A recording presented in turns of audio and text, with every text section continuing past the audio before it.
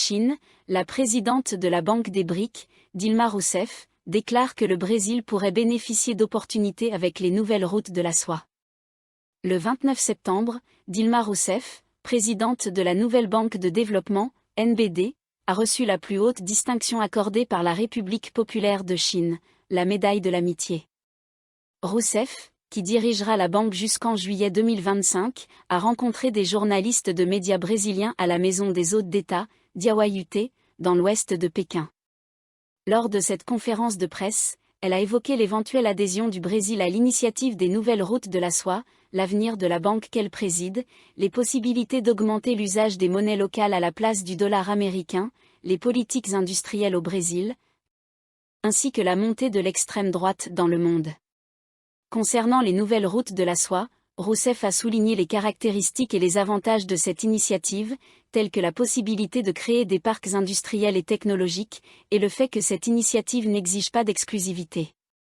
Rousseff a conclu en affirmant « Je pense que le Brésil doit tirer parti de toutes les opportunités qui se présentent à lui. La banque a une caractéristique essentielle, elle est créée par et pour les pays du Sud global », a déclaré Rousseff au sujet de la NBD, également appelée la Banque des BRIC.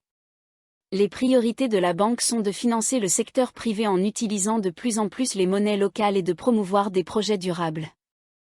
La présidente de la NBD a mentionné un projet sur lequel la banque travaille pour produire des engrais organiques à partir de déchets organiques, l'une des initiatives de partenariat entre l'Université d'agriculture de Chine et l'Université de Brasilia. Lire l'interview ci-dessous.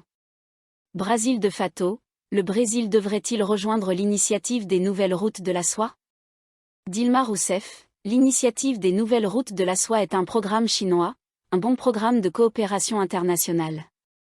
Pourquoi? D'abord, parce qu'il est unique et de grande ampleur, 1000 milliards de dollars ont été investis au cours des 10 dernières années. Il couvre les infrastructures, les routes, les ports, les aéroports, les infrastructures numériques, les structures sociales, la sécurité, la santé, l'éducation, et même l'assainissement et l'eau potable. Cela est important pour le Brésil et les pays du Sud global. La proposition est de créer un partenariat axé sur l'industrialisation, avec des industries, des parcs industriels et des transferts de technologies. C'est la plus grande opportunité de coopération internationale que les nouvelles routes de la soie apportent.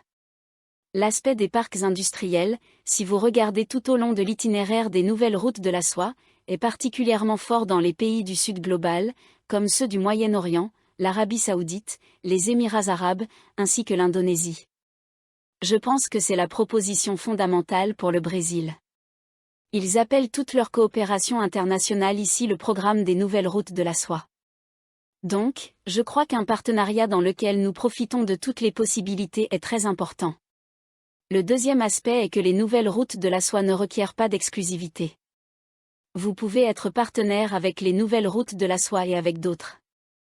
Le troisième point important est que la Banque mondiale et la Banque asiatique de développement sont engagées dans des investissements connexes ou parallèles, y compris avec le PNUE et le PNUD. Quatrièmement, pour la première fois, on voit un pays de premier plan proposer un développement commun. D'habitude, une division du travail est proposée, regardez, moi, je vais m'industrialiser, et vous produisez des matières premières. Aujourd'hui, la production de matières premières est essentielle.